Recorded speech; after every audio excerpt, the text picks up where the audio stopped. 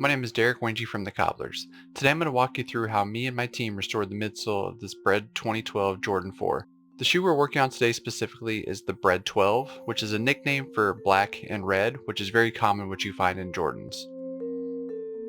And the value of the shoe and the condition that it came in is probably around $200 to $225. If you're lucky enough to find a pair that no one has worn in the last 9 years, you're looking at about $550 for the value of the shoe if you have all the original accessories in the box. We're going to be removing all the paint from the midsole to prep the midsole for new paint. We're then going to lay down some base layers of white and finish it up with a solid white coat. Then we're going to go ahead and tape up that white to add our second color, which is black, so it looks original.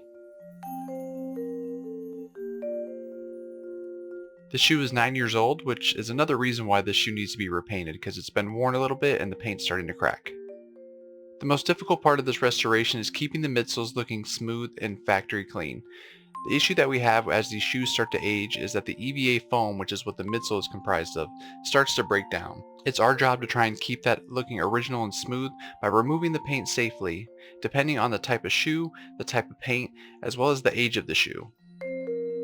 The paint on the midsole is starting to chip on the shoe because it's from 2012, so we're going to go ahead and remove all this paint to get started. We're actually using a dull blade to scrape away this paint carefully. Depending on the year and the model of shoe, they use different types of paints.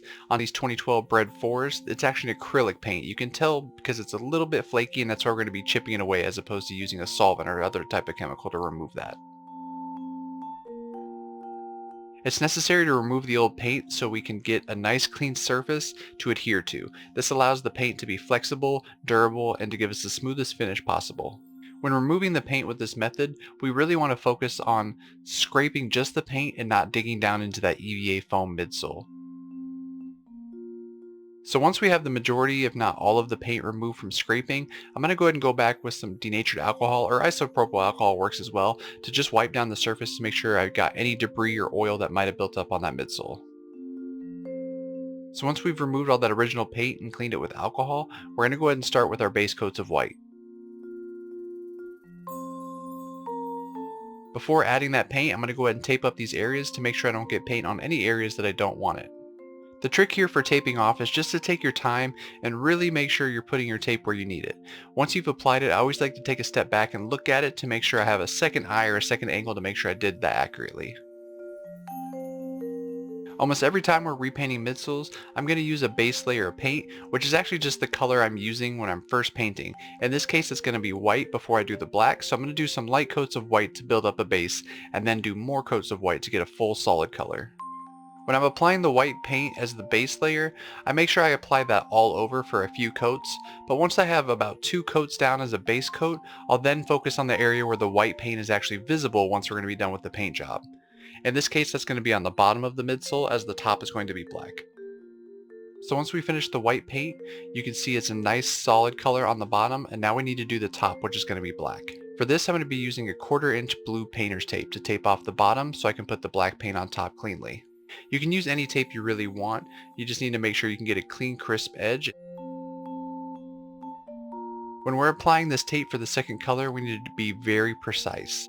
On this particular shoe, there is a little ledge here that I can tuck the tape underneath, which gives me a little guide to make sure I can line this up properly. If the tape is not placed carefully, you're going to alter that line. It's not going to be a smooth, straight finish, and it's not going to look factory. The type of paint we're using today is Angelus paint. It's specifically designed for leather and sneakers in general. It's a very flexible, durable paint that we love to use here.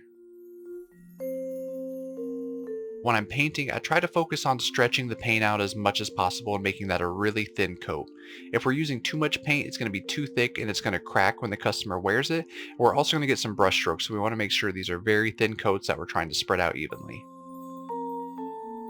On this shoe, you can see that I chose not to tape off the upper of the shoe. That's because of 2 reasons. The upper on the shoe is delicate based off the material, and also I don't want to get any paint on that upper, so I'd rather trust my eye than the tape to stop the paint. So once I put on that last coat of black and that color is looking full, I can go ahead and remove all the tape, but I need to allow this to dry for 5 to 10 minutes so the paint is fully cured.